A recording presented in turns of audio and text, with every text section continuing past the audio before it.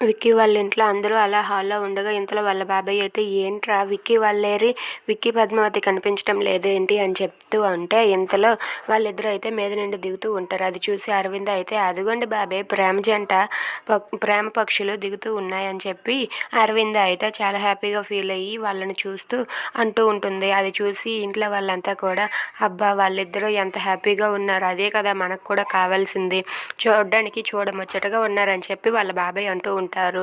ఇంతలో ఆర్య కూడా అవును వాళ్ళిద్దరూ ప్రేమ పక్షులు, వాళ్ళెప్పుడు అలానే సంతోషంగానే ఉంటారు అని చెప్పి అంటూ ఉంటాడు.